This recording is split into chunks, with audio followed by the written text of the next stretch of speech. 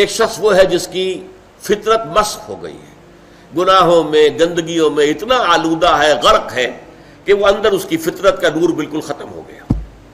یا ایک شخص وہ ہے جو تعصب کی وجہ سے کوئی بات سننے کو تیار نہیں، ایک شخص وہ ہے تکبر کی وجہ سے کوئی بات سننے کو تیار نہیں۔ تو یہ میں ان کو ایب نارمل کہہ رہا ہوں۔ نارمل آدمی فرض کیجئے کہ وہ بت پرست بھی ہے یا کوئی اور ہے، کسی اور مذہب کا اور نظریے اور خیال کا اور فلسفے کا حامل ہے، آپ اس کو کنورٹ کرنا چاہتے ہیں اسلام کی طرف، تو کیا طریقہ ہوگا؟ پہلے آپ کو اس کے ذہن کا جائزہ لینا ہوگا، اس کے ذہن میں خیالات کیا ہیں، اس کے نظریات کیا ہیں، اس کے عقائد کیا ہیں۔ سب سے پہلے آپ کو ان کی تصحیح کرنی ہوگی۔ غلط عقائد، غلط نظریات سے دماغ کو پاک کر کے صحیح جو خیال ہے اور صحیح جو نظریہ ہے اور صحیح جو حقیقت ہے، توحید، معاد اور رسالت کے اصولوں پر اس کے فکر کو تعمیر کرنا ہوگا۔ جب اس کے ذہن اور دل کے اندر ایمان بیٹھ جائے گا تو جو بری عادات، برے اطوار، برے اخلاق اس کے گرد چمٹے ہوئے تھے، جیسے پتجھڑ میں پتے جھڑ جاتے ہیں، وہ خود بخود جھڑ جائیں گے۔ یہ تزکیہ ہو جائے گا، یزکیہم۔ اب جب یہاں تک وہ پہنچ گیا ہے تو اب وقت آیا تعلیم کتاب۔ کتاب میں عرض کر چکا ہوں کہ اس سے مراد ہے احکام، ڈوز اینڈ ڈونٹس۔ اب انہیں بتایا جائے گا بھائی اللہ نے نماز فرض کی ہے، نماز پڑھنی ہوگی۔ اب اللہ نے روزے جو ہے فرض کیے ہیں، رمضان مبارک کے آپ کو رکھنے ہوں گے۔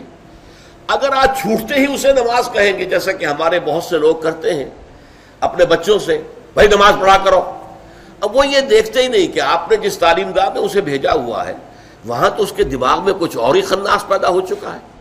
اس کے ذہن میں ڈارونزم بیٹھا ہوا ہے، وہ سمجھتا ہی نہیں کہ انسان کیسے پیدا کیا گیا، تو ایک حیوان ہے، بس ذرا سا ارتقاء یافتہ حیوان ہے اور بس ختم۔ یہ کیا خلیفۃ اللہ اور یہ کیا مسجود ملائک، کس بلا کا نام ہے؟ اس کے دماغ میں وہ بات فٹ بیٹھتی نہیں۔ اس کے دماغ میں مارکسزم بیٹھا ہوا ہے، اس کے دماغ میں فرائڈزم بیٹھا ہوا ہے، اس کے دماغ میں لاجیکل پازیٹیوزم بیٹھا ہوا ہے، یا کچھ اور ہے۔ یہ تو میں اپنے بچوں کی بات کر رہا ہوں نا، اس لیے کہ ان کے بت پرستی تو ان کے دماغ میں نہیں ہے الحمدللہ، لیکن یہ چیزوں تو ان کے دماغ میں ہے نا۔ تو پہلے آپ ان کے دماغ کی تطہیر کیجئے، ان کے فکر کی تصحیح کیجئے، ان کے خیالات صحیح بنیاد پر استوار ہو، تب کہیں کہ نماز پڑھو۔ ورنہ محض یہ نماز پڑھا کرو، تو انہیں نماز نہیں پڑھی، ڈانٹ دیا آپ نے، اس سے کچھ حاصل نہیں۔ تو جو نارمل طریقہ ہے، پہلے فکر کی تطہیر ہو، اس سے اخلاق کی تطہیر خود بخود ہو جائے گی۔ برے اعمال کو برے نظریات سے غذا ملتی ہے۔ جب نظریہ یہاں یہ بیٹھ جائے گا کہ مرنے کے بعد جی اٹھنا ہے اور جواب دہی کرنی ہے اپنے ایک ایک فعل اور عمل کی، تو خود بخود جو ہے انسان کے وہ جو بھی اس کے جو پتے لگے ہوئے تھے برائیوں کے، وہ پتے پتجھڑ کے موسم کے ساتھ جھڑ جائیں گے۔ اب انہیں فقہ کی تعلیم دیں، قرآن کے احکام بتائیں، اس کے آداب بتائیں، حرام کیا ہے حلال کیا ہے یہ بتائیں، اور پھر سب سے اونچا درجہ جو ہوگا اسے کہیے کہ متخصصین جو ہوتے ہیں، اسپیشلائزڈ، وہ حکمت کی تعلیم ہو۔ اور حکمت کیا ہے؟ ایک حکمت اصولی ہے، حکمت ایمانی، حکمت ایمانیہ راہم بخواں۔ یہ بڑا عمدہ شعر ہے مولانا روم کا، چند خانی حکمت یونانیہ۔ کب تک یونانیوں ہی کی حکمت اور فلسفہ پڑھتے رہو گے؟